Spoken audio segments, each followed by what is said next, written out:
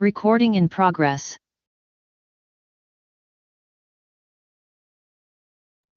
There they are.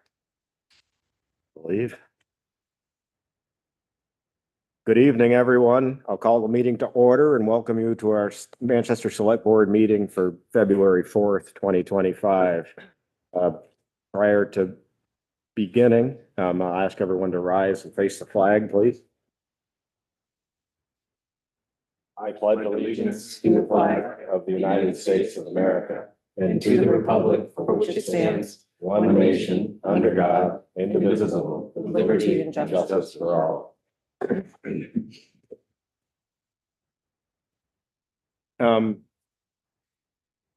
There is a sign-in sheet. I think everybody knows the protocol. If you didn't sign in on the way in, please do so before you leave, so we have a record of who was here at the meeting this evening. And this is the portion of the meeting where I'll defer to Scott for perhaps. If we could just add, because it's the beginning of the meeting, can we add the signing of the assessor's certificate for no appeals? It's a form that we need to sign. We don't have to vote on it, but. Yeah, okay. I think I can insert that. Wherever you want. Let's just go ahead and take care of it after the approval of the minutes. Okay. This portion of the meeting where I open up to public comments. If you have anything that you want to talk about that's not on the agenda, now would be the time to do so. If it's on the agenda, please wait until that agenda item comes up. Anything that's not on the agenda. I have a quick something. Okay.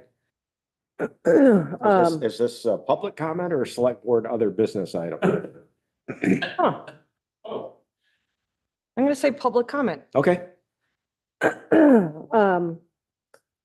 just have been thinking about this just kind of in light of some of the recent meetings that we've had and also some of the public commentary that's been on some forums, which I try to stay away from, but you know, I'm happy that there's a lot of people running for the open position on the select board and also all the other people that volunteer on the town board, some of which are here tonight, some of which are longstanding volunteers.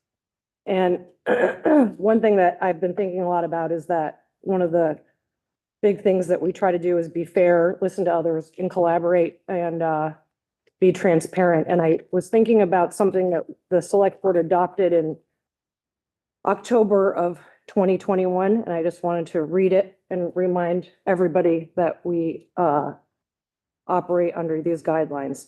The town of Manchester condemns racism and welcomes all persons regardless of race, color, religion, national origin, sex, gender identity or expression, sexual orientation, socioeconomic status, age, or disability, and wants everyone to feel safe and welcome in our community. As a town, we formally condemn all discrimination in all forms, commit to fair and equal treatment of everyone in our community, and will strive to ensure all of our actions, policies, and operating procedures reflect this commitment. The town of Manchester has and will continue to be a place where individuals can live freely and express their opinions. And that is all I have to say. Thank you, Heidi. Thank you for bringing that up. And that was an action of the select board in 2021, and it is still in force today. And I believe the board makes every effort to adhere to that approach to anything that went before us. But thank you for bringing that up. Any other public comments? I'll ask for the approval of the minutes from the meeting of January 21st. I'll move to approve the minutes from the select board meeting from the January 21st meeting. Second. Moved and seconded. Any discussion? All in favor, say aye. Aye. Minutes are approved. Now, as we just amended the agenda, Scott, I'll turn it over to you for. Yeah, this is just a form that we have to certify to the Department of Taxes that there were no appeals or suits pending from our grand list filing from last year. Gordon just needs to your signatures on it, and he'll submit it and attach it to the final grand list that was lodged at the town clerk. I trust you to let us know that that is in fact true. As far as to the best of my knowledge. I'll just, we don't need a vote on that. You can just sign this and pass it along. It'd be great. As that's circulating, and I'm signing it. Sorry.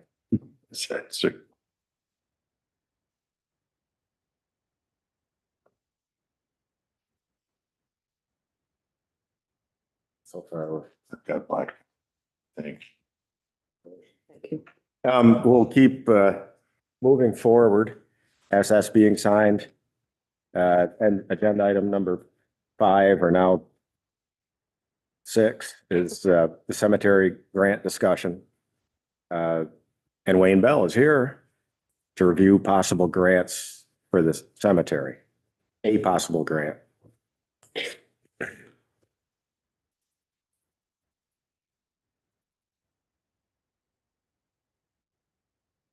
Mr. Chairman, Wayne Bell, having a flashback.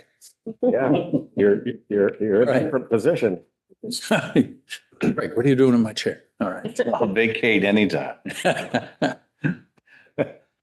All good.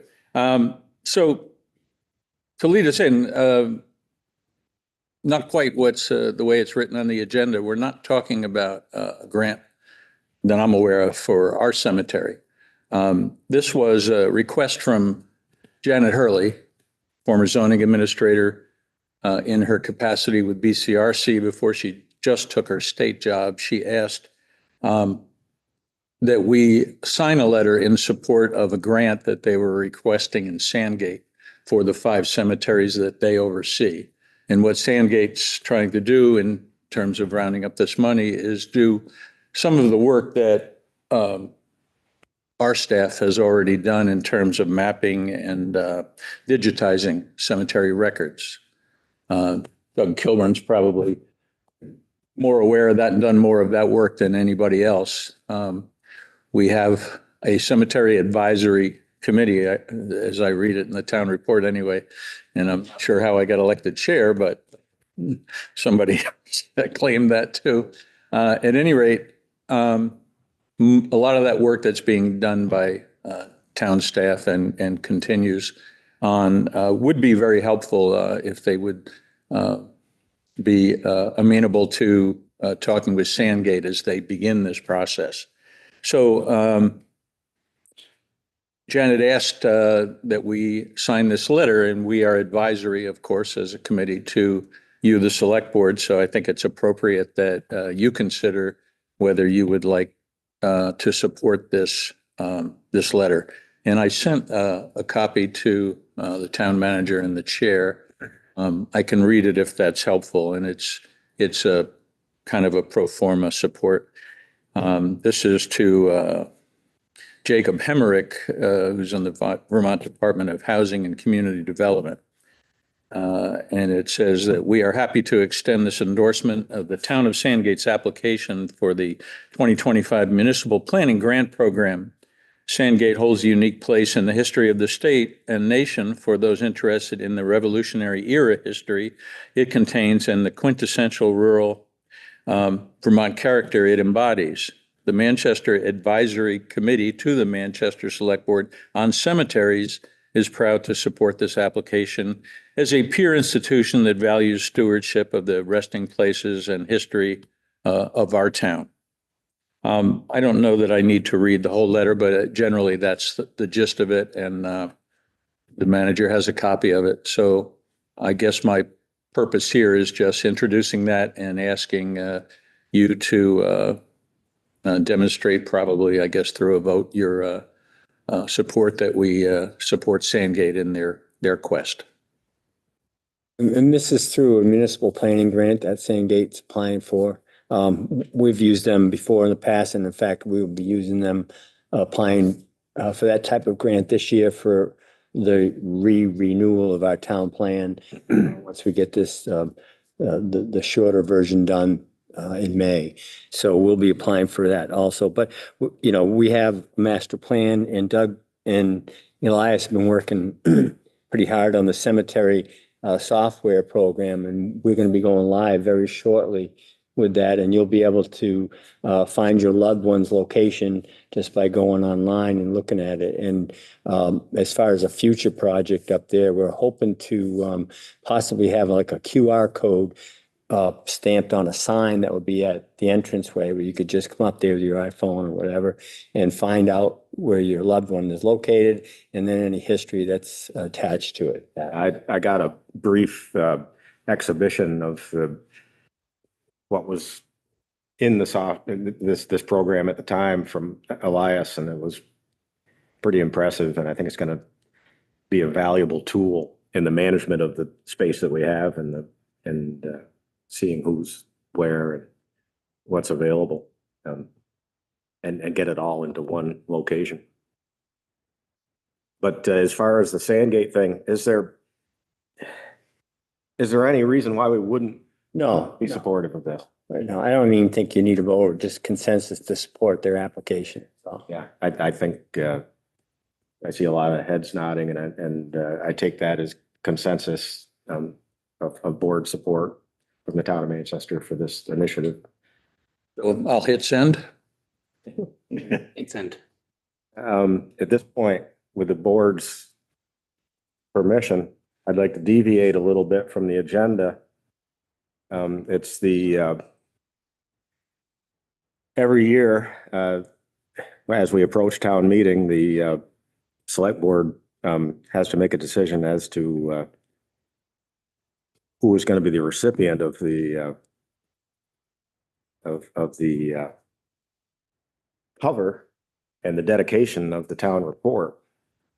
And this year, it's my honor and privilege to make it known publicly that the town report, Town of Manchester for 2024, is dedicated to Mr. Wayne Bell.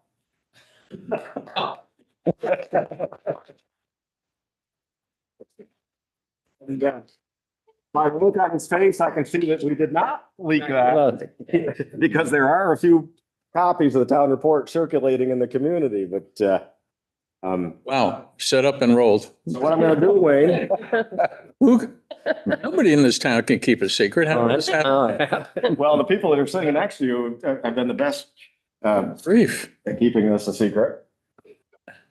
Since the narrative written by Cynthia Kilburn. Who can you trust? You cannot trust I had to anyone. get the photos from your sisters and I swore them to secrecy. So my sisters know this? Yes. Mr. Chairman, I move that Held- the narrative be read aloud in the meeting. Oh, since we have a professional. Well, I can do it if you'd At like. the table. All right. My voice is somewhat failing me at this point. Go right ahead. I'm gonna get my spectacles on, Wow. and you know what I'll do, Wayne, is I'll come over and stand next to you, and we'll do this together. Oh, my. All right. Are you okay? Yeah. Is the That was an expression. It was an expression. I'm good. Right behind you if you need it. Okay, 2024 town meeting dedication to Wayne Bell, select board member and justice of the peace. Wayne was first elected as a justice of the peace in the 1980s. He served for 14 years, retiring just this year. 40 years. 40. Did I say 40? I said 14. Sorry, 40. This is the first, this is my first take. All right, take two. Come on, you're a pro. Retiring just this year. The work of the justices involves serving on the Board of Civil Authority and the Board of Abatement, which includes endless hours of tax appeal hearings and writing up inspection reports and legal decisions. It's also the responsibility of this board to work at all elections. Wayne was always one of the last to leave the polls in the wee hours of the night after making sure every voter and every vote was accurately counted. Additionally, there are literally hundreds of happily married couples whose weddings were officiated by Wayne. Wayne was a dedicated and hardworking member of the select board here for 21 years and always respectful of how the town budget affected the financial security of its citizens. He always showed fiscal restraint, balancing both the wants and the needs. And when town meetings became heated and the calm voice of logic was needed, Wayne provided it. Every time the town needed a volunteer, Wayne stepped up. He worked on setting up the announcing booth by the grandstand at the rec park and even did the announcing every time he was asked. When extra cleanup was needed outside of the park house, Wayne was there with a rake and a shovel. When a new long desk was needed for the meeting room, he helped to build it. It was right there. When called on, Wayne helped with a diversion program for youthful offenders and used community service as a way for them to right a wrong and give back to the community. And when Santa was too busy to leave the North Pole, Wayne stepped in and rode with Mrs. Claus on top of the fire engine and met all of the children in Manchester who wanted to let Santa know their Christmas wishes. He served in the same capacity with Special Olympics. He also appeared every year as St. Patrick and raised the Irish flag for the day over town hall in honor of all the Irish who helped settle this community. Wayne put in endless hours into honoring local citizens who worked hard to make our town a better place to grow and thrive, but so often go unrecognized. He worked to honor these people with the Unsung Hero Award that is now given out annually, and a plaque right over here is inscribed with each name that hangs in this room. Outside of his work for the town, Wayne owned and operated both Ye Olde Tavern and the Quality Restaurant, where he employed dozens of citizens, offering them good jobs and a solid way to support themselves and their families. For many years, the family, quote unquote family, table at the Quality was the hub of the Manchester community, where everyone was welcome to voice an opinion or gather a group to tackle a town improvement project. We dedicate this town report to a community member whose caring and generosity exemplifies the best of town government, someone who has continuously served his community through volunteering his time and participating in town governance. Respectfully submitted by Cynthia Kilburn and for the Manchester Select Board. Wow.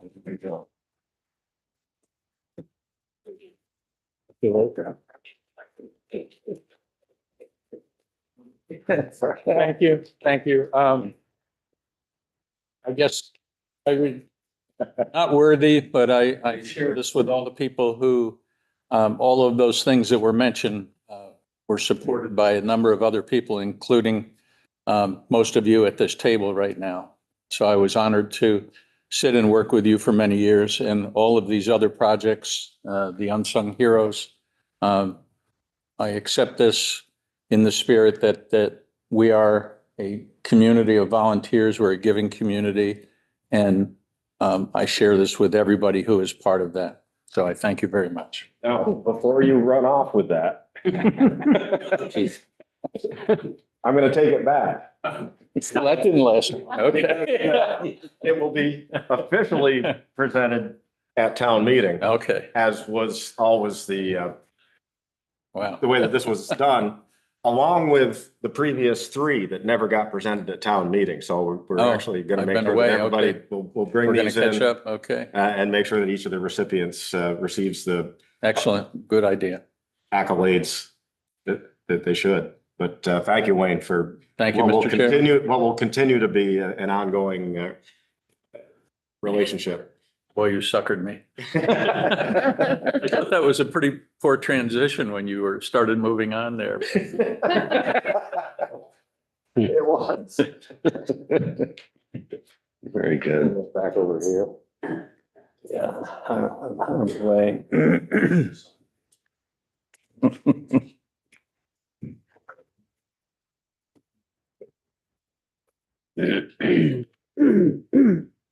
Now, on to less important things. The next agenda item is the Energy Committee update, and we have quite a good representation of the Energy Committee here in attendance. We're the energy. It's bringing a lot of energy. Carl, you're going to share something. Yes. So if you could join the Zoom, that would be the easiest way. Just join the Zoom and then you can share your screen. You worked it out? Oh, you did? Okay. With the mirroring Okay. and Elias, huge got it. Okay. See. I just don't know if it's going to share for Gina. The 14, I really got. Yeah, it might work with GNet that way, Carl. Might not share with GNet. That's the question, comment. That's all right, but try it this way. It's a very short part of it anyway. Get this out of the way.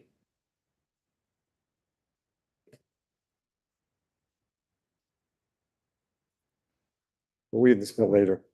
Anyway, I want to say thank you to each of you here. You're doing an excellent job. I don't envy you. I say, we on the Energy Committee, we make recommendations. You guys make decisions. So we don't have anybody showing up angry at us, at meetings. So I don't envy you your job, but I really do appreciate it. And I do have to shout out to the committee members. I mean, Tim Lawler is the vice chair, John Grant is a new member, very active, and Carol Berry, Chip Muller, Letitia Scordino, and Jim Hand. Really hardworking bunch of people. Really feel blessed to work with them. So a few things to cover. One, it's nothing that's like a specific line item, but I want to just raise the issue of resilience and the fact that I personally, as a committee, we feel it's very important for the town to have a perspective that things are not going to get better environmentally. And I was at a webinar a couple of weeks ago where they said Vermont is the second most influenced or affected by what they call nature-based recreation income, which means we're also the second most vulnerable, to the effects of climate change on our recreation. But that sort of floored me.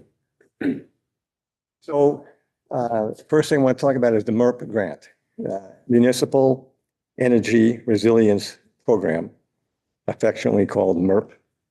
And I'm sure you all know that the town got awarded roughly $450,000 for this building and the one next door to make upgrades. So we'll use less energy, be more comfortable, et cetera. So we got an estimate after they did a level 2 energy audit of the buildings. And just focusing on town hall for a second, they said the roof and attic, they estimated $142,000 to do that. The walls, exterior walls, $400,000. Windows, replacing them, $93,000. And then small change, $2,000 for doors and $2,000 for air sealing. And that's just and then there was some for foundation too, to insulate the foundation, which they said, if you do the walls, do that too. The $400,000 for the walls is ridiculous.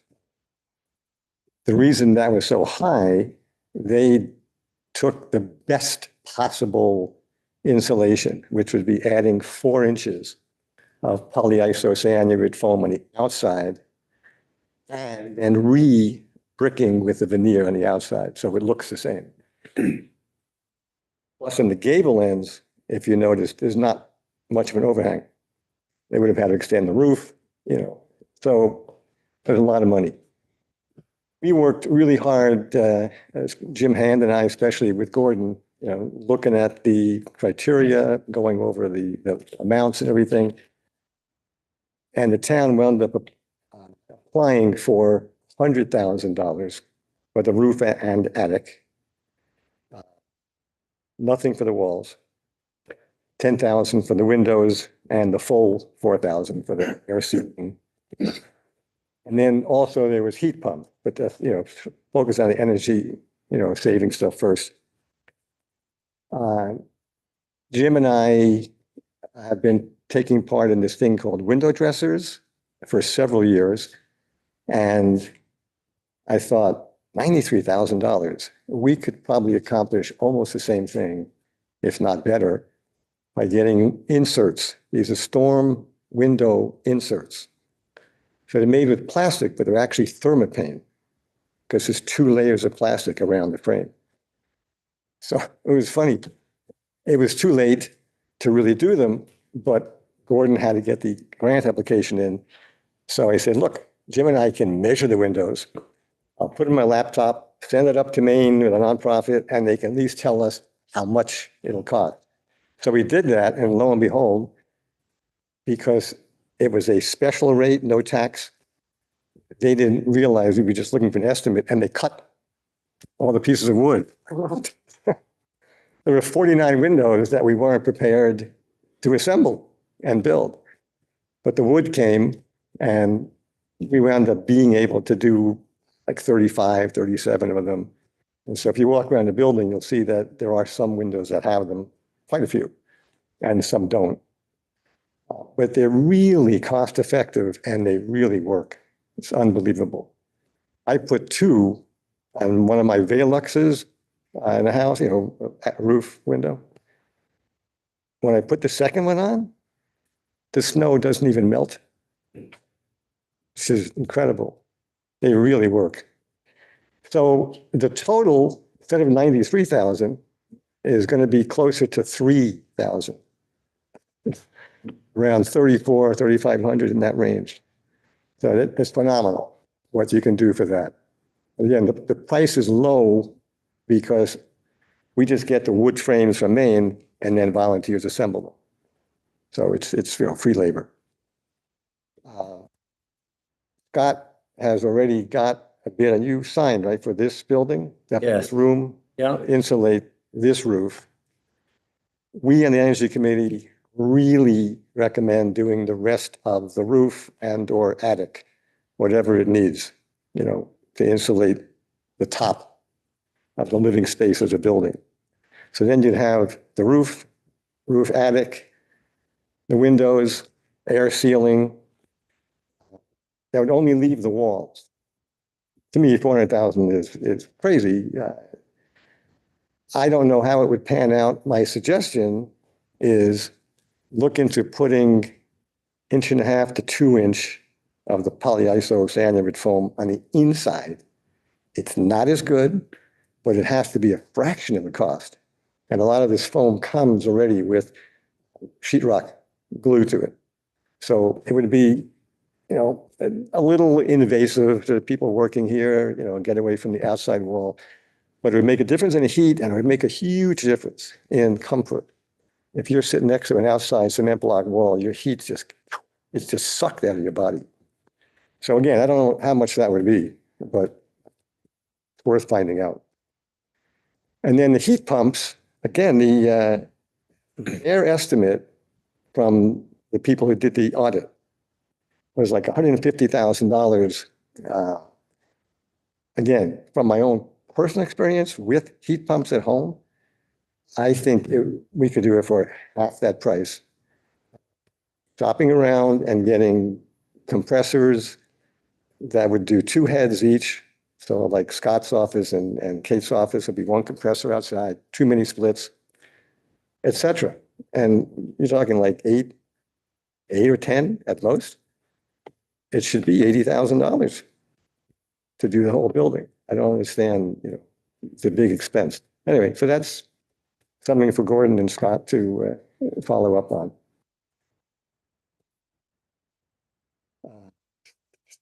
Oh, and the other thing is, if it costs a significant amount to insulate the walls, there are 2 programs. One I think you know about called Direct Pay, where it's like a myth. They pretend the town pays tax. So you pay for the energy saving, you know, intervention, and you file a tax, asking for a tax credit. So they have up to a 30% credit. That's one way to help finance it. And the other thing, another webinar I was on last week, is a Vermont bond bank. for lending money to municipalities for doing things like insulating. They're charging 2.1% interest. It seems to me, I don't know what the finances of the town, but you could keep your money in a high interest savings account getting 4% and borrow this money paying 2%. Not a bad deal. So, and there's a couple of options to think about. Okay. Next, EV chargers. I have an electric car, charge up at home. I don't need to have one around here, but I'm strongly recommending to you that you consider putting a couple like level 2 chargers out here for staff and eventually get electric cars. Because anybody who doesn't live in a home, if they're in an apartment, you can't charge it. It's very difficult. If they came to work, they could charge here. And I strongly recommend thinking about getting a level 3, the public safety facility. Because level 3 is 440 volts. That's what the Tesla is. As the level 3 means you're able to charge like in half an hour, you're good to go. As opposed to a level 2, which is 220 volts, it's like maybe 8 hours. Depending how much drain the battery is. Big difference. I don't think we have 4-phase power at the public safety facility. I suspect it's 3. It might even be 2-phase, but it might be 3. But 4-phase would require a whole new service to the. I'm not an electrician. I'm not sure about the phases. It's how many amps service that building has. But 440 volts, needs a lot. I couldn't do it at home. Yeah, you need 4 lines going in that are working together. So, But my fantasy is that, at some point in the not too distant future, the police cruisers will be electric. Chevy is coming out with little SUVs like the Equinox, specifically for police forces. And I'm telling you, no one's going to outrun them. And plenty of charge, to patrol this area, not a problem. And again, if you want to go really big fantasy, fire trucks, school buses, they're now, the batteries are big enough to do whatever they want. And a power blackout, you plug it into this building. You can run the building from the fire engine or from the school bus. I mean, you can do it from an F-150 Lightning, but, we're talking big. Anyway, that's, And the school does have that infrastructure already. NEMS and Dorset have the charging capabilities for their EV buses. Because they have 3 total. The other thing on the EV chargers, Norwich Solar contacted the town. I think you spoke to Gordon. They offered to come and install 4 level 3 chargers for free. Has to be on town land, and it has to be within 1 mile of the Route 7 interchange. So that means, unfortunately, not there, not here. So I got excited, think, town owns this property, a depot. You could put 4 of them there, and then I find out it's maybe sold, it's not quite under contract or signed yet.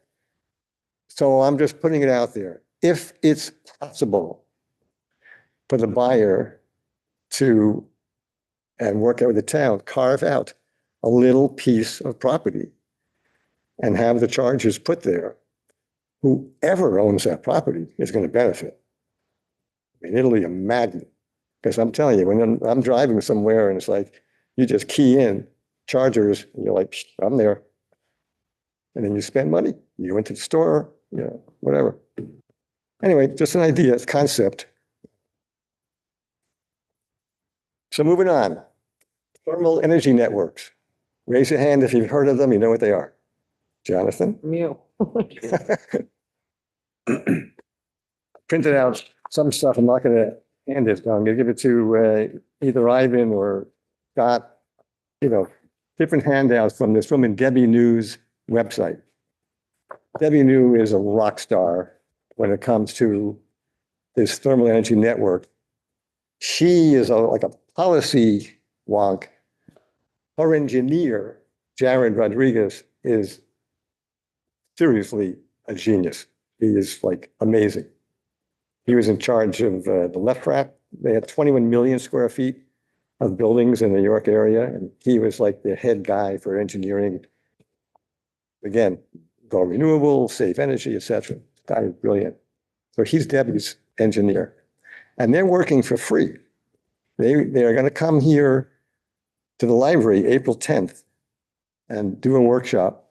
I urge each of you to attend. May 30th, last year, the legislature passed a law allowing municipalities like ours to start a thermal energy network without going through state permitting or regulations. And the town could run it just like you run the water department or the sewer, same thing. And Debbie knows a lot more than I do about this, but there is a handout, I think that you have it, aimed at municipalities, how that can work. But if the town owns it, or if it's a co-op, no state permits or regulations, the town does it. And you can even make money from it. The town can make money. You know, if you get this thing set up, anybody who's on the network could pay a little bit. But it's fantastic. It's a combination of geothermal, but shallow bore, and using the heat that's already there from things like the compressors at Riley Rink or Shaw Supermarket, anything where you're making cold, it's a big heat pump, you're discharging heat. So that's one way. And then wastewater. You think about like the Equinox Hotel, you know, Taconic, like tons of hot water is going down the drain. So it has a different system, obviously, but it's capturing that heat and using it to funnel around to where the network is. It's absolutely incredible. It's way cheaper than everybody doing their own geothermal holes. So again, that's April 9th at the library. New topic. Another webinar is on recently, talking about flooding and how the towns had to prepare for it. And it was a very impressive presentation from the town up north in Vermont, where they did these things, getting pools of water rather than letting it run down, to the town. So it occurred to me, we don't have a functioning conservation commission, but that's the job that they could and should be doing, is looking at the natural resources all around the town and, using, like we are doing with energy, they should be doing it with natural resources, thinking about flood mitigation procedures. So I don't know how to get it started. I know theoretically Kathleen James is on it, and his fellow Tom Ragland is a new appointee. He's willing to be the chair if you can get this thing up and going. It's just a deficit that the town doesn't have one. I joined it years ago because we wanted to be on the energy committee. Right. But then Alan Benoit, stopped doing anything and it just faded away. Anyway, I urge you to resurrect it somehow. The next topic, the energy plan. The Planning Commission formally received the new town plan last night from Callie Fishburne of BCRC. So they only have a few days to look it over. Tim and John, Jim and I, and we've been looking at the energy plan since last March. And we were going through it line by line, and we had many, many recommendations. Callie and Wilbur Rice said, we don't have time for extensive. So we focused on one thing, and that's eliminating the preference given to pellet stove. And I want to just get Scott to queue up, and I want to show you why we feel that way.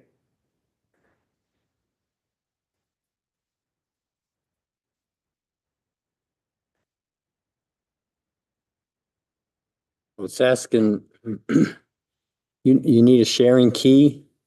Yeah, it'll say something about an It has, iPod or an iPhone. iPod. Yep.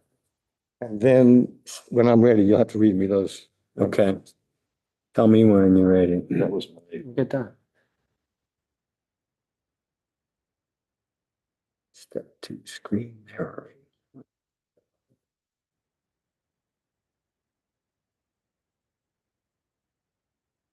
the 3481? 3481. 3481.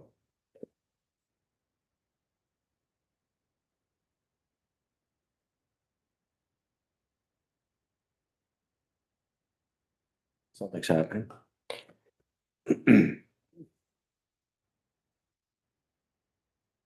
Just gonna get the Jeopardy music queued up. Yeah. I'm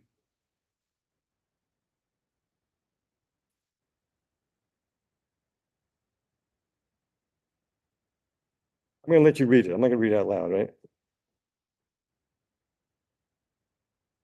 This is showing you that they want to increase the number of wood pellet stoves and boilers by tens of thousands by 2030. We think it's a false solution.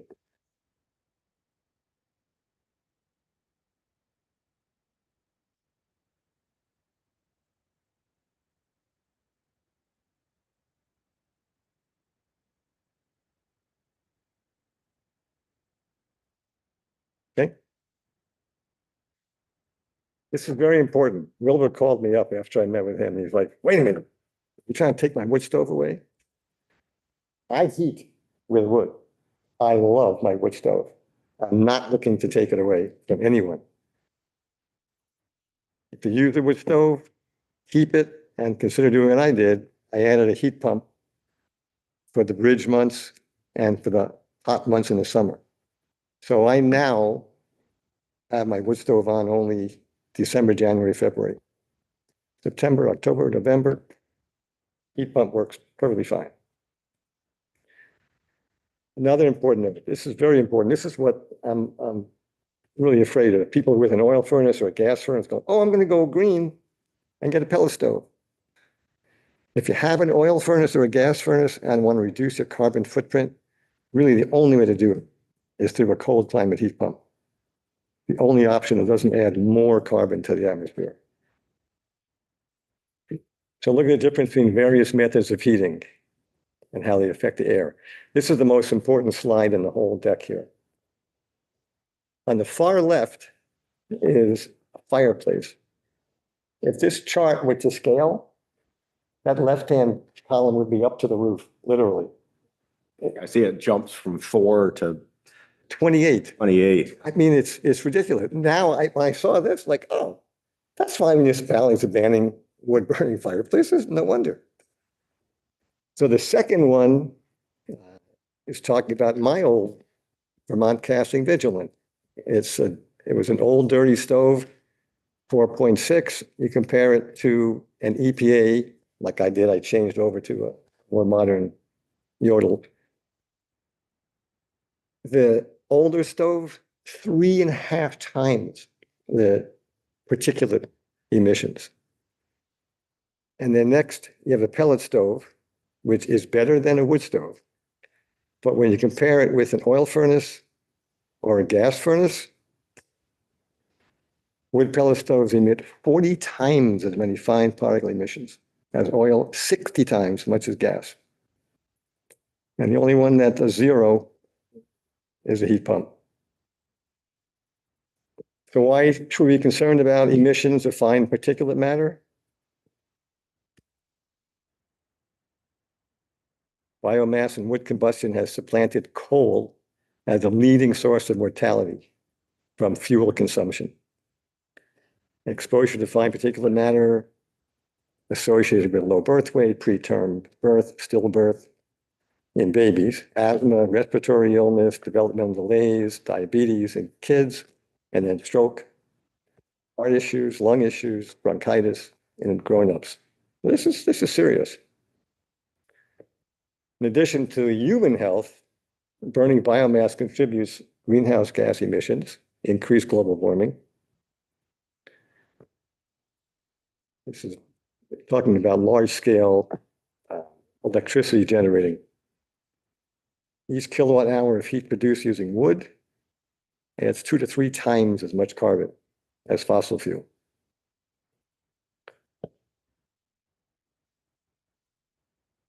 Again, this is for large electric plants. This is not a homeowner thing.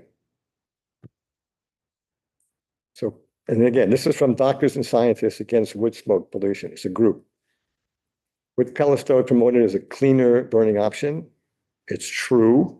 They emit fewer particles than a log burning, but significantly more polluting than a non-wood burning form of heat.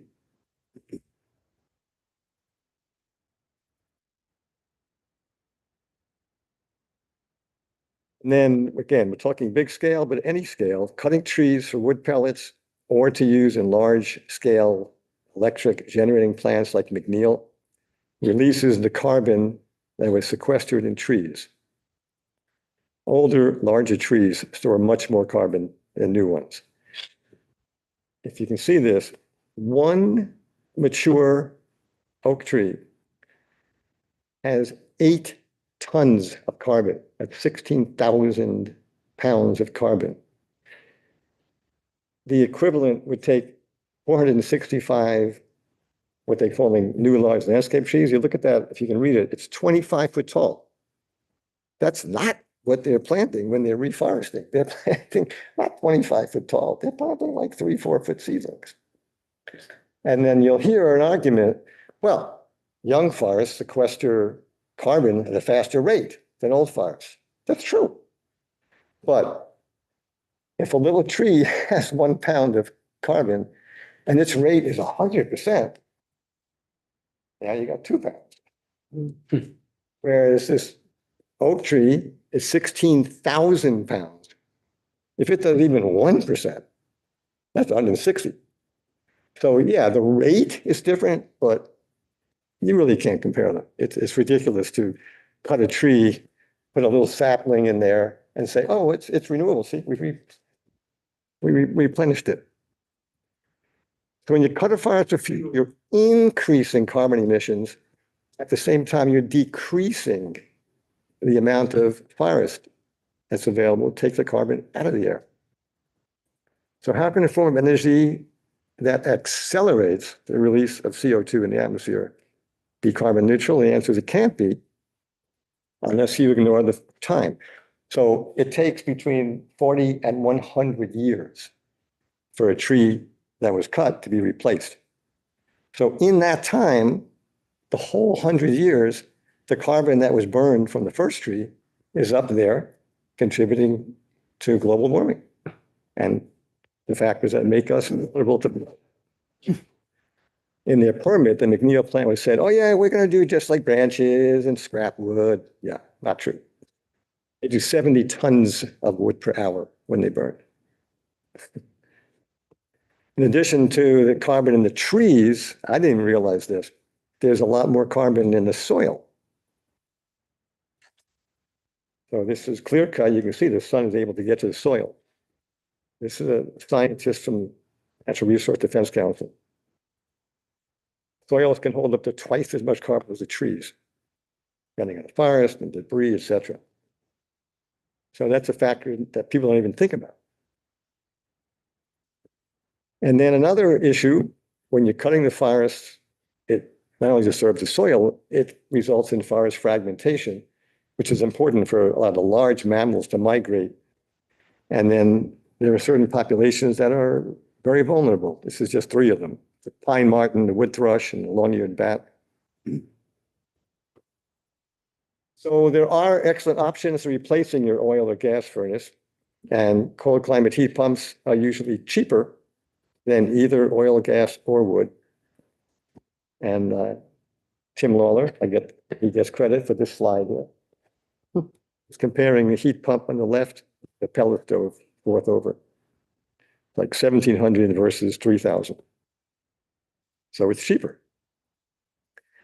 Now, we've looked at the comparative cost of heating But heat pumps also cool and dehumidify, which, believe me, I didn't need when I moved here 50 years ago. But now I'm like, give me the cooling. And I went to a workshop years ago for Efficiency Vermont and GMP, and they said a heat pump uses 1/6 the electricity of a window-mounted air conditioner. And I'll tell you also, I have a mini split in the bedroom. You don't hear it at night. It is basically silent. It's an amazing technology. Another environmental concern nobody even talks about, I don't know why, wood pellets come in plastic bags, adding to the mountain of plastic already filling up landfills. So last slide, cold climate heat pumps whether the ground source or air source. They're cheaper to use than pellet stoves or furnaces, better for human health, better for the environment, preserve the carbon, protects the forests, and they cool and dehumidify for a tiny fraction. So, thank you. Thank you. Thank you, Carl. That's why we on the Energy Committee were so passionate about rewriting the energy plan to stop all this mention of like, oh yeah, you should switch to pellet stoves. It's cleaner than a wood stove, but anybody with a gas furnace or oil furnace, don't switch. Please, get a heat pump, if you can. Okay, next topic. You select board, has a relatively new procurement policy.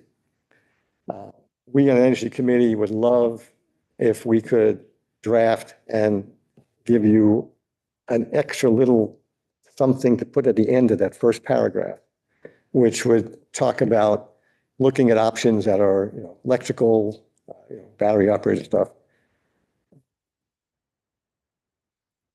Looking at only cost is not really that efficient in the long run because there's maintenance. And again, my electric car, for my 4 years, nothing, literally nothing. It's unbelievable. Noise factor, maintenance, again, there's no maintenance cost to run it, it's cheaper. Resale, again, a lot of factors to think about other than just cost. And my little way of thinking about this, when I was young and I had my first car, maybe you're old enough, Ivan, all tires were bias ply tires. And so I was buying tires about $20 a piece. Along came radials and they were like $40. I'm like, first of all, I can't afford that. Like, who's going to do that? And then I learned over time that radial at $40, twice as much, lasted 3 times longer. So I was buying one at 20, a second at 20, a third at 20. I'm spending $60. I could have spent $40 and saved in the long run. So that informs my opinions about spending money for things like energy improvements or solar panels. Like, yeah, it's a stretch at first. I had to take a mortgage out for my first set of panels at $28,000. And I did the math. They said, yeah, okay, I have to pay $50 more a month than I'm paying for electricity. But at some point, 10, 11 years from now, it's paid off. So I'm past that point now, and they're paid off. And now I'm charging my car for free. I'm running the heat pump for free. Not free, but it's paid for, upfront cost. And that'll last me as long as I live. It'll be good. So that informs my perspective on spending money. So it's not always look for the cheapest thing. Lastly, I'll just run through a few other things that we're working on. You see, we're pretty busy committed. We haven't even begun really talking about the energy fair we have every year in the spring. That's time consuming to plan for. Jim Hand and I are going to Barn Burton next Tuesday to train students in the environmental club how to do the measuring for the window dressers. They have 100 windows. they want to do. That's a lot. So we're going to train the students there. I told you about the Thermal Energy Network workshop, April 9th. We're also thinking about having films or presentations in the library. And then this coming Monday, there's a Zoom webinar that actually technically Cali and the BCRC are hosting. Peter Sterling from Renewable Energy Vermont is going to be the presenter, and it's on net metering. So net metering for solar. So that was how I could afford it. I put my panels up. And first of all, the credit from the summer goes into the winter. But I was also lucky when I got mine, I was paid by Green Mountain Power 6 cents more per kilowatt than I was paying if I had to buy some. Not only have they reduced it from 6 to 4 down to 0, now it's below 0. Now they're buying it at less than what they're charging you. And the public service department has had new rules that they want to make it even lower. So this is a Zoom webinar on Monday at 4:30. And we can put the link for the Zoom on our website. And that was the last thing. I want to thank Tim. He's my go-to guy. Like, Tim, how do we put this on the website? How do we do this? He's been incredibly helpful. And John's knowledgeable too. I'm a Luddite almost. But. So look at the website. It's manchestervtenergycommittee.org. And we have these things about rebates, like for the hot water heaters I mentioned before. All that stuff is on there. That's it. I think their website is linked to our town website. So you can go to the Manchester Town website and access it that way. Question on the MERP grant. Is that something that we have in hand? Is it something? Reimbursement program. It's a reimbursement program. Are we sure what the status of that is going forward? We checked, they signed the agreement in December, so we can't have the money clawed back. Okay. That's, I appreciate that. I would not. I wouldn't write home on that. I wouldn't at this point. Oh, it was a specific question to the state. Yeah, I think that was probably before the most recent No, it was after. activity. Oh, really? Because there's questions about whether anything that's going through the treasury is actually going to be paid out. So if it is a reimbursement, even though we've been granted the money, like we'd have to say, hey, we just spent 150,000. And then they go, oh yeah, but we're not going to pay that. So that's, I think, the concern. Grant award is a legal contract, so, and. I don't disagree with you. Well, We the just need other, the other piece, play the other example, I agree with your questioning, but the other example that we've dealt with this in the last 2 weeks, was, the COPS grant. So they came out immediately and said, all grants are not going to be funded. And then the next day we received, several more notifications, but in regards to the COPS grant, they said you still can ask for funding. So we immediately submitted our funding request for this year. And we're waiting for it any day now, coming through ACH. On that score, by the way, I spoke with a fellow named Barrett Walter at Norwich Solar, and I raised the same issue. It's like, well, if you put these charges in, is the money still there? And he said, the money is in VTrans. Yeah. Long as in our state, and now, Yeah. you see, I feel a little better about it. Yeah.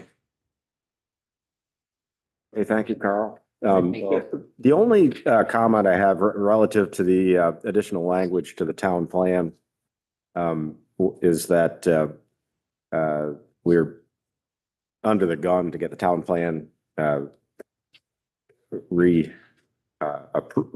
approved at the local level. And there were some state mandated items that had to be in there. And I was a little surprised when I saw it, that there was a very lengthy several page portion on energy, which is fine. But I believe it went in based on your recommendation, but not having gone through the planning commission, who has the first cut at it. So they may be seeing it for the first time now, relatively speaking. And I'm hoping that it can be dealt with in a timely manner to keep us on track. Otherwise, our town plan expires without being renewed. If we can't stay within very close confines on the warning periods and meetings and approvals and next warning period. So, yeah, Tim. To address to address that point, I typed up the revisions that, again, focused on one thing. I gave them to Callie. She said she would adopt them. Then we met with Wilbur and David Michelson. Peter and Linus were there too. And I gave Wilbur a copy of the revisions. And so he's okay with them too. I know that he is. I've spoken with Wilbur about it. He is the chair. He doesn't represent the board, but he said he has done, he's read it, digested it all, and doesn't feel that it's an issue having it in there. My concern is if we get in the public hearing process, concerns expressed, and it can tie up the process, and we won't be able to move forward and be able to get it accomplished. So we'll figure out how we're going to deal with that. And it's up to the planning commission to figure out the first step. And I'm going to stay in touch with Wilbur to make sure that we're at least and Greg's in the loop as well as vice chair. And we're going to try to make sure that we don't miss the deadline. And I'm not sure what that's going to entail at this point. My expectation is based on Wilbur's comments that it'll stay intact the way that it came. There are some changes that need to be made, but it's not in your section. Right. Our understanding was that the energy plan for the town, which was a separate document, got folded in by the CRC because that's what they do. Yeah. And any changes that we feel are still necessary, we'll wait till the next iteration. Yeah.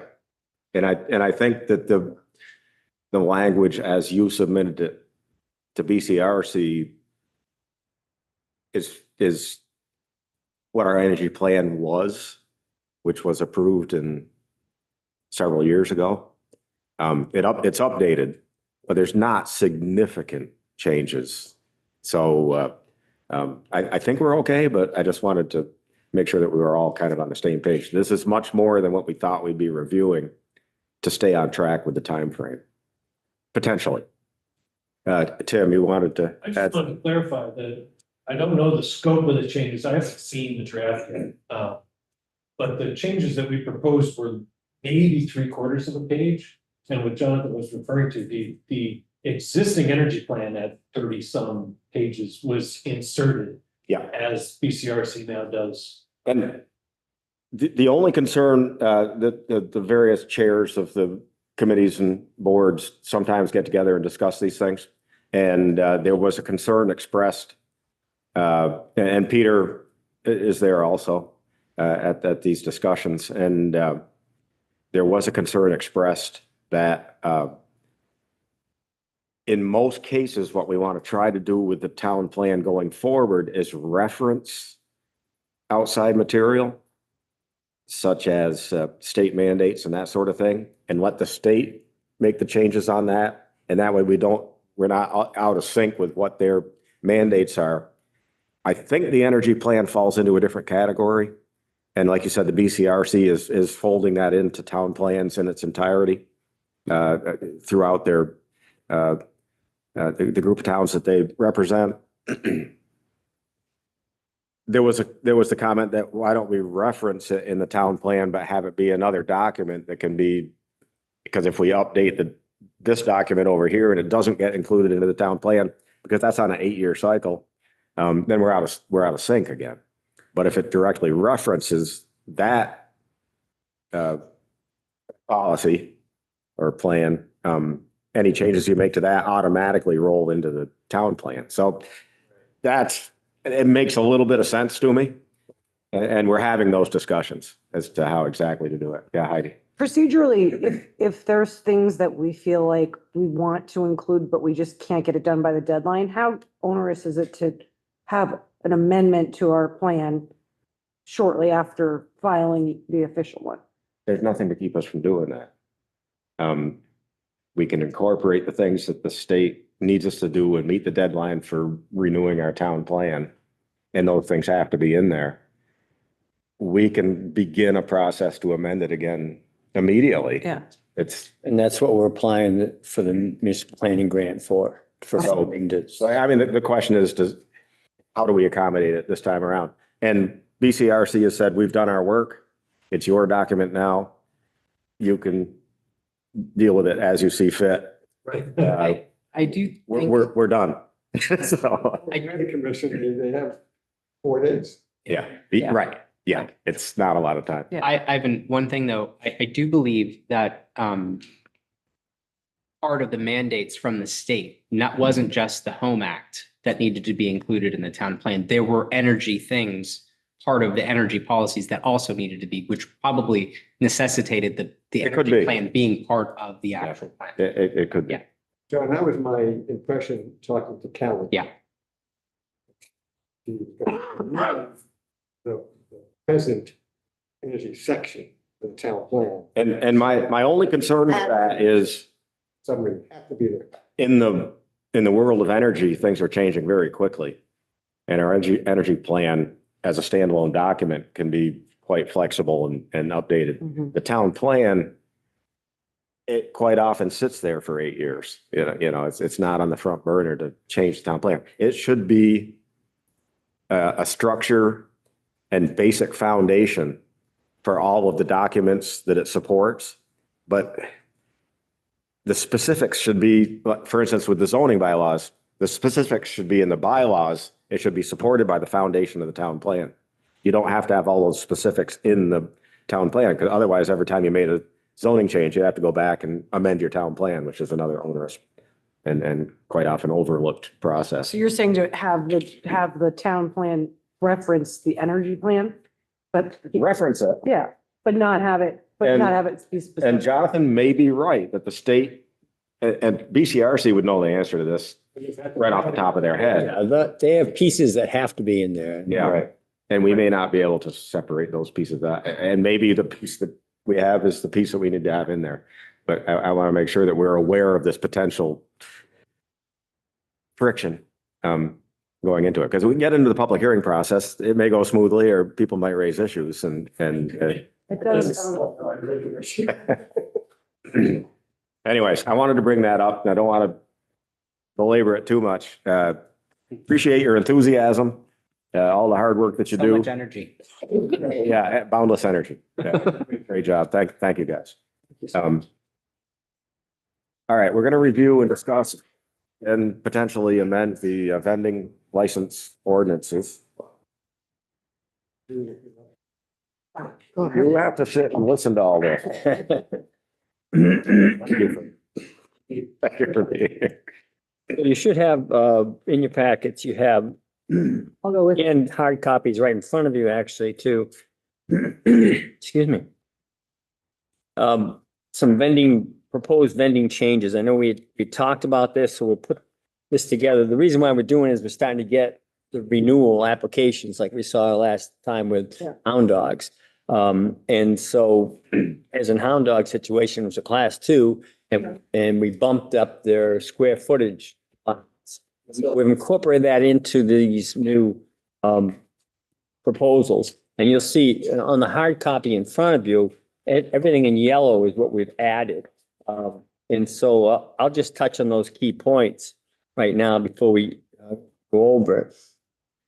So we've added the DRB to review the applications, basically on the renewal applications. And if I just might interrupt you briefly, we've spoken about that here at this level and saying that there's the reason the Development Review Board should look at it is so that we understand that it meets the requirements of what they would allow for that use, but also is not in conflict with the underlying permit of the landowner who's supporting that activity. For instance, if it takes parking spaces that are dedicated to their zoning permit and ties them up, it may not be in compliance.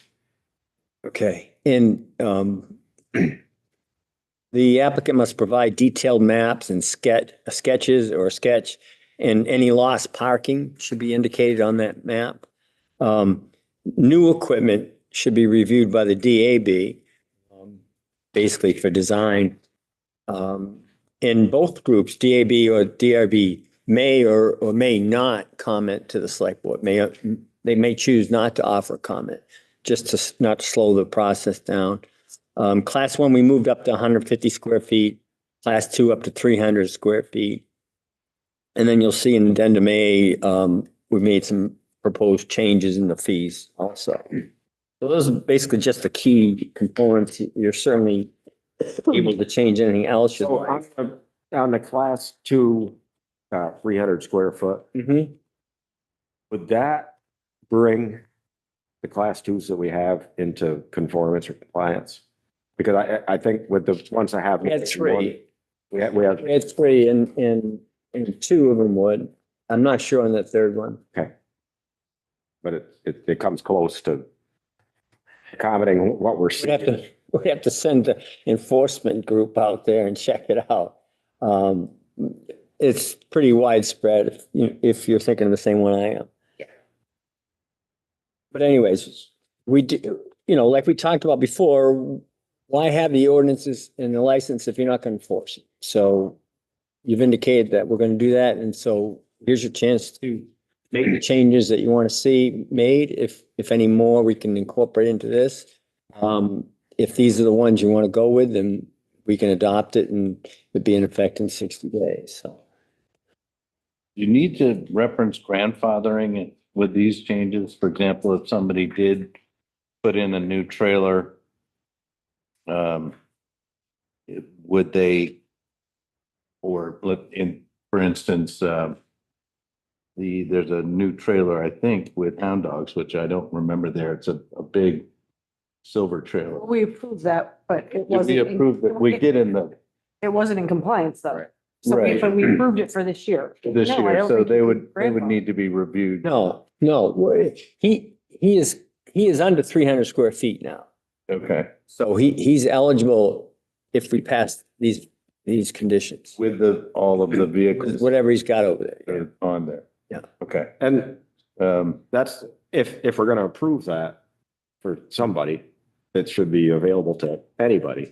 That's what that's what this would say, these. And just with the fees, was it just like it doesn't look like you did it by any percentage. No, and I just threw some numbers out there. You're certainly able to change them. If you want to go over those now, we can, but I was kind of saving that for last. I'm sorry. That's all I right. did just notice that on the appendix for the changes, we need to update 9.6 and 9.7, the square feet. Still states. the Oh, yeah, 150. right on the, Yeah, on the front page, yeah, yeah, up to 150 and up to 300. yeah, for sure. Catch. Yeah, and Greg, last year, remember, we allowed overnight storage of. yeah, I recommended that we do that but That's subject to the select board approval. annual. That changes in here now. And that's annually too. It can, when they come back. Yeah, It's part of their application each year, yeah. so I think what I'm wondering about is the number of trailers and or other seems to be increasing without anybody's oversight. So, and I think of these as food trucks, but now we've got food tractor trailers. We don't have that, but you know what I mean. It's just a growing number of Pieces to the pieces venue. to their 300 square feet. And if nobody has a problem with it, I'm fine with that, except you know, when I advocated for those trailers being able to stay overnight in the class two vending, suddenly a new trailer showed up and it's there overnight. And then there's a cooler. And of course, with the other person we were thinking about, you know, there's a lot of things going on. So I don't know if anybody cares, but my idea of vending is a food truck, which is that size versus a class one Nancy type of situation. In your example, in Hound Dogs that we just approved, it was like 280 square feet or something. It was Yeah. below the 300 threshold, and that included all of his equipment laid out there.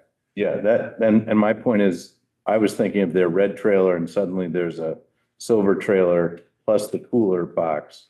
And it's just But if he's under 300 square feet, he's good. Right. So what we're saying is that next year, my original question is next year, will applicants with new vending vehicles and or trailers shall be reviewed by the DAB? So is that an annual process for them? DAB would only come into play if there's a new equipment. Right. Well, that's new equipment that's never been, Okay, so then I can tell. that could go through. I mean, I'm not sure. But basically, DRB wanted to review it for site plans, site restrictions, and loss of parking. And I think what I'm saying is, what are we all thinking is a vendor in a class Well, no, I two? think you're making a good point, because I feel like if you don't want it to start sprawling into how much stuff can you pack in 300 square feet that you don't have to haul around, but then that could be potentially not very pleasant to look at. Well, that overnight piece is subject to the select board approval and can be withdrawn. What I'm questioning is, what is vending? Right. Is it multiple trailers and other sheds or is it a food truck of a certain size? I think, what is the one behind our building right now? That's a food truck. The taco truck. Yeah. I mean, that's what I'm wondering. Do we want to limit it to a vehicle or a trailer, but not multiple? You know, and Or is that the DAB's job? No, that's your job. It's our job, Yeah. but we've approved You've approved one already. That's one, and maybe even. showed us his layout and has 3 equipment. Yeah. and I Taken up several. at the time I said, where did that third trailer come from? But again, I don't have a problem with it if everybody thinks that it's okay. I mean, I feel like it's opening up a Pandora's box in some way that you just, if you're gonna allow it. I mean, I don't know, it could not be great. Part of the problem, I think, is that the owner has agreed to let that person do that on his property. Mhm. So we're saying 300 feet and anything goes as long as the owner's happy with it and the DRB has reviewed any underlying permits on the property. So basically, that's a parking concern, sure. Okay, well, But we also have full discretion. When it comes right down to It's a license. You're issuing a license that can be withdrawn. and you start from scratch Mhm. with the new license. And- And it says the town manager can suspend for not more than 30 days a license for failure to comply with the requirements or conditions of this chapter. Well, I think Vendors would appeal to the select board. the chair of the DRB had expressed a desire to look at these things and to look at also outside seating for restaurants. And I think they're better equipped to look at that sort of thing than we are. Yeah. Is what they do. And so this allows for that. It also codifies what we've already approved and makes it available to others, which I think is important. and it's up to the DAB and DRB to decide whether they're eyesores or not. Yeah, You I mean, know, there's that's their job. concerns about color of the vehicle, lettering, signage, whatever. And that's the design advisory boards. Mhm. purview. I don't know. I'm not the right guy to ask. Right. Not in that regard, just right. I'm agreeing with what you were saying. So what would be the procedure on this if we did accept these, So the new applications, we'd have to go through this, but we have a couple already pending. Is there a, This is not. if we approve this, is it immediately takes? effect? 60 days. 60 days. 60 days, that's what I thought. 60 days, yeah. And if we decide to approve this, do we approve addendum A along with it? The fee structure? You can, or you can approve an addendum A at any time because that's a fee structure and a lot of our ordinances refer to it. Yeah. But I mean, it would be a great time to do it now rather than go back to them and ask them for a couple $100 more. I think we're anticipating with the changes, proposed changes to the ordinance itself, that it's going to take more time from staff and boards. And there needs to be a compensatory measure of that. It should reflect what the town's having to put into it. We should probably approve the new fees if we like them. I don't think they've changed since 2016. Yeah, it's been 10 years. Let's looking at a. Probably percentage wise or cost of living wise, it's probably not as high as it should. Yeah, I mean, so it depends on which ones you're looking at. Some of them might be, I mean. Yeah. The one that's going from $1,000 to 1,200 is a 20% increase Special events. is over 10 years. 100%. That's 2% per year. And so certainly. Not like special events.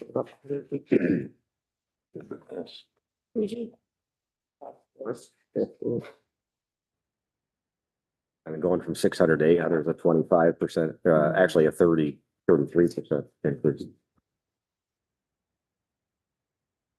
But still, that's only 3.3% per year, so it's still within the range. You gotta remember how much we're talking about. It's talking about three class ones and 3 class twos last. Special events, I don't know how many we had, but we have those ones at Riley Ring, you know, outdoor Do ones. you know how much a liquor license costs in Boston? I read that. It's quite expensive. We used to have somebody here at the table that knew all about that because he was involved in Boston the state governance and the city. And we heard about it quite a bit. It was in the Boston Globe recently It too. I just, could be 6 they're trying to change that. It is 6 years. Okay, so are you looking for a motion? Have we start that Yes, thing? yes, we would need a motion on it. Put both in one, the changes to the ordinance. Yes. Fees. You want? Go for it. Okay. Okay, I'd like to make a motion to approve the amended vending license ordinances as presented, as well as addendum A general fee schedule changes for vending and special events. Any further discussion? All in favor, say aye. Aye. And this passes and in 60 days, if nothing outlandish happens, it'll become law. So what do we do in the meantime? Because we're gonna have applications. Next meeting, we'll have a couple applications and we'll tell them that this change is gonna go into effect. They have to meet these conditions. Yeah. And they're gonna have to pay that fee. Yeah. And that's now, rather than- And that's generally true. Applications that come in the time frame between the ordinance is approved and it takes effect. In land use ordinances, it's reviewed under the new ordinance. I think in an argument, we can argue that the fee structure can be changed at any time. It does not have to wait the 60 days. Yeah. Good, thank you. Number eight is, we had a resignation of a long-term member of the Development Review Board. And it's been posted. Do we have applicants? We have one, the one that he recommends in his resignation letter, Eileen Penny. And she's already sent in her letter of interest and filled out the form. And so, we can either leave it open for a while, but I know Tim is anxious to fill this position. And so, we can have this on the next meeting agenda. And if the interview committee wants to interview prior to that, they can do so. And then recommend her, or you could leave it open for a while. Can we appoint? You can, tonight, it's not on here, no. We just had the opening, so I think received we the should keep it resignation. open for a little while. So it'll be open for the next 2 weeks anyway. Yeah. So first of all, I'd like to thank Ray Ferrarin for his many years of service on the DRB. And I also just want to note that going from the DAB to DRB and then following up is a great chain of service. And I personally know Eileen, and I think she would be great. So we'll leave it open and see if some other applicants come in. But I think in past, we've taken the recommendation of board. We usually interview. We've done a little bit about overtime. But we have advertised and we want to make sure Yeah, that we we give it time. definitely. Yeah. Right. People who are interested. Yeah. To apply. I'm heartened by the fact that many people have petitioned to run for select board seats. We haven't seen that in quite a while, and it makes me feel good that there are people that are interested in getting involved, and we may see the resurgence of that on the boards. We used to have a lot of applicants for planning commission.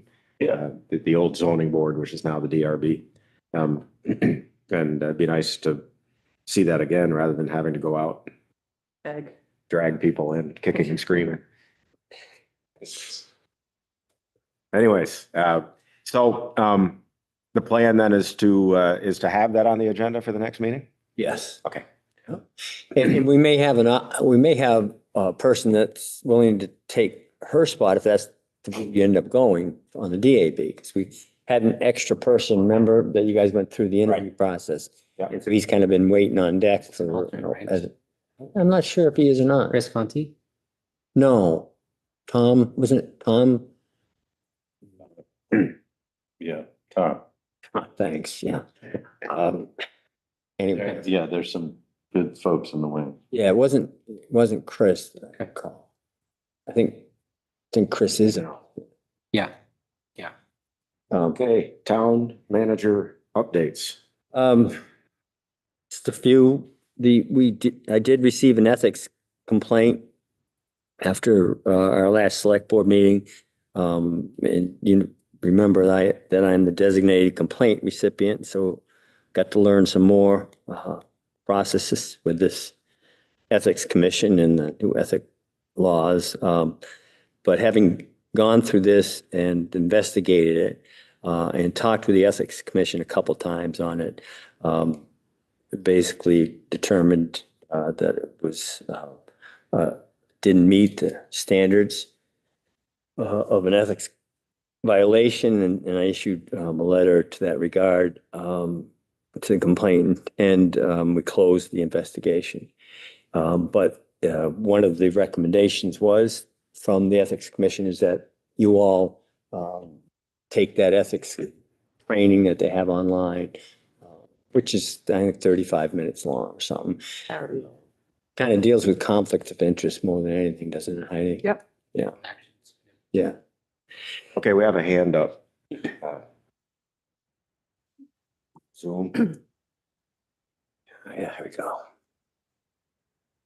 Okay, he's unmuted. Hey, Right. everyone. Do you hear me? Yes. All right. Well, first and foremost, thank you for your time. And town manager, I appreciate your call today. Just want to let you know that I've realized that the information or backup that was provided to the state commission was not full. And I have the full package, which I will be resubmitting with screenshots to them by the end of this week. So I appreciate you reviewing it, closing out the case, but I will go back to the ethics commission to share the further proof that breaks the ethics code. Just wanted to let you know, again, thank you, but want to let you know next steps on my end.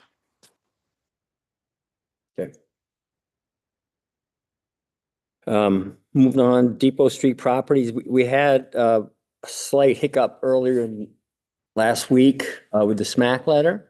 But we got that solved and they have issued the SMAC letter. So property prospective purchaser is excited moving forward. His 30-day due diligence period did expire in the last couple of days.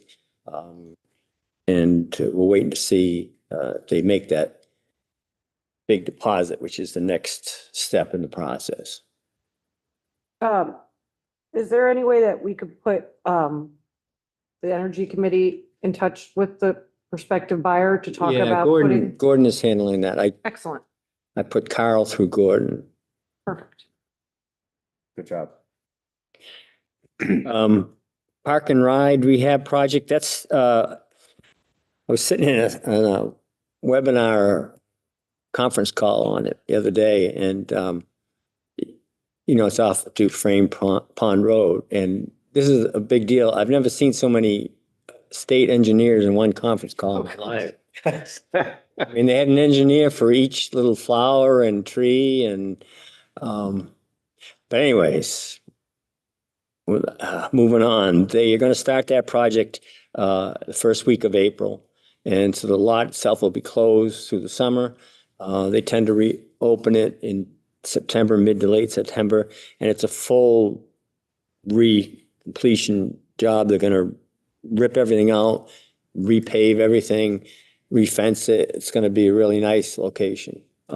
Is that owned by us?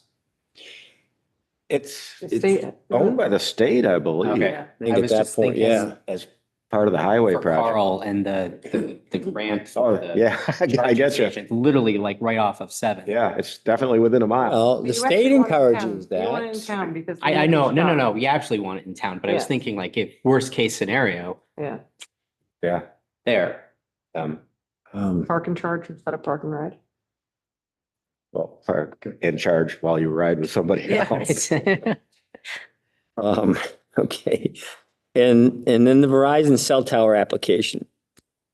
So, I mean, I think I forwarded that to you. The the Public Utilities Commission is opening an investigation. They want to know two things. Is the town recreation area affected by the visual impact of this tower? And that's why they did the balloon tests originally. But there's been some discussion, does that actually show what it's like? And so we will have to respond to that. And then does it comply with the town plan? And I think this is just my opinion, in some places it does, in some places it doesn't. So, but Merrill's handling it and we are waiting for further information from the PUC on that. That's it. That's it. Is there any other business here at the table? I have some business about our next meeting. I will not be here. It's President's Week. It's also my birthday. So, I mean, Oh, gee. Birthday. Which, is it a big one? Isn't it? Not particularly. No. No, I've already passed Oh, that. yeah, that was last year. That's right. Are you suggesting that we change the date? tough week. I don't know. I mean, I'm okay with missing one, but I also think it's school break for a lot of people. It will be our last meeting before town meeting. Right? If we put it off for a week, it'll still be our last meeting before town meeting. Village was scheduled to come to that meeting too. That's right. And they had trouble setting dates. Remember, they were going to Yeah. come to this one and then they canceled in that one. It's hard to get everybody at the same page. Well, the rest of us here or do you want to, I'm here. I'm here. I'm here. Yeah. All right. Enjoy, y'all. Can you zoom in? I can zoom in. You're not in Ireland or something, are you? Okay. Is there any other business? If not, is there a need for an executive session? Oh, sure. Hearing none. Our next meeting is February 18th, apparently still, 2025. Move And to adjourn. we have a motion to adjourn. Is there a second? Second. All in favor, say aye. Aye. And we are adjourned. Thank you all for attending. And we'll see you on the 18th.